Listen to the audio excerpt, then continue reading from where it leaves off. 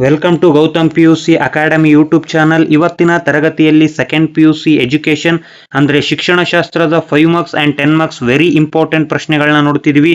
ಈ ಪ್ರಶ್ನೆಗಳು ಪ್ರತಿ ವರ್ಷ ವಾರ್ಷಿಕ ಪರೀಕ್ಷೆಗೆ ಬಹಳ ಮುಖ್ಯವಾದ ಪ್ರಶ್ನೆಗಳು.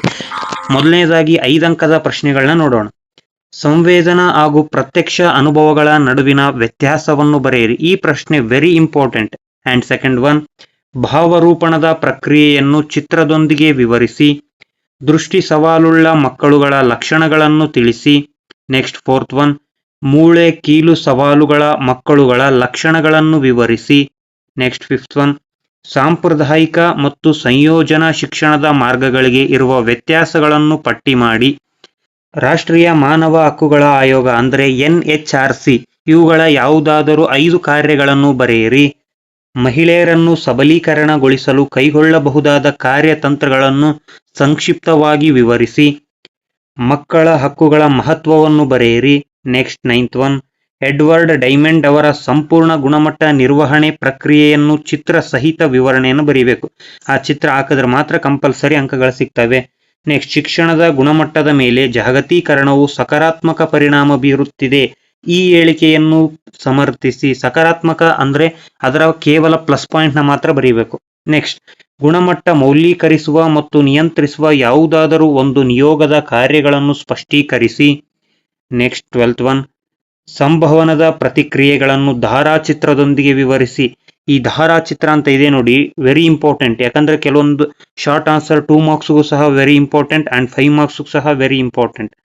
ನೆಕ್ಸ್ಟ್ 13th ಒನ್, ಸಂಪೂರ್ಣ ಗುಣಮಟ್ಟ ನಿರ್ವಹಣೆಯ ಆಧಾರ ಸ್ತಂಭಗಳನ್ನು ರೇಖಾಚಿತ್ರದೊಂದಿಗೆ ವಿವರಿಸಿ.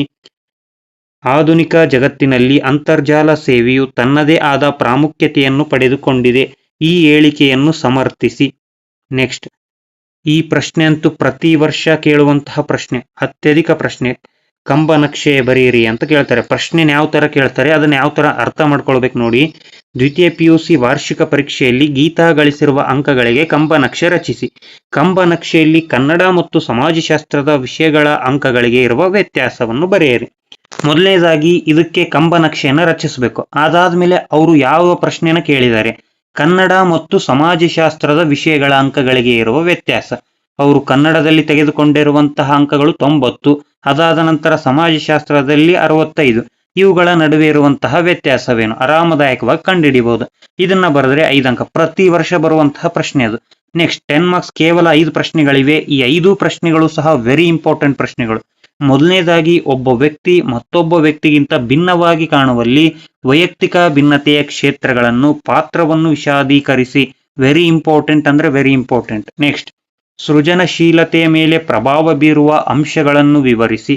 ನೆಕ್ಸ್ಟ್, ಈ 3ನೇ ಪ್ರಶ್ನೆ ಅಂತೂ ಪ್ರತಿ ವರ್ಷ ಕಡ್ಡಾಯ ಅನ್ಕೊಂಬಿಡಿ, ಯಾಕಂದ್ರೆ ಅಷ್ಟು ಇಂಪಾರ್ಟೆಂಟ್ ಪ್ರಶ್ನೆ ಇದು. ಅಸಮಯೋಜನೆಯ ಕಾರಣಗಳನ್ನು ಪಟ್ಟಿ ಮಾಡಿ ಇದರಿಂದ ಹೊರಬರಲು 5 ಪರಿಹಾರಗಳನ್ನು ಸೂಚಿಸಿ.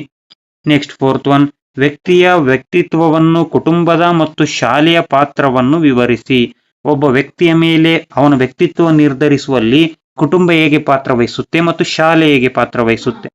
ನೆಕ್ಸ್ಟ್ 10 ಮಾರ್ಕ್ಸ್ ಅಂತೂ ಈ ಪ್ರಶ್ನೆ ಕಡ್ಡಾಯ, ಪ್ರತಿ ವರ್ಷ ಬಂದೇ ಬರುತ್ತೆ. ಈ ಕೆಳಗಿನ ಕೋಷ್ಟಕದಲ್ಲಿರುವ ದತ್ತಾಂಶಗಳಿಗೆ ಸರಾಸರಿ, ಮಧ್ಯಂಕ ಮತ್ತು ಬಹುಲಕವನ್ನು ಲೆಕ್ಕಿಸಿರಿ. Very important.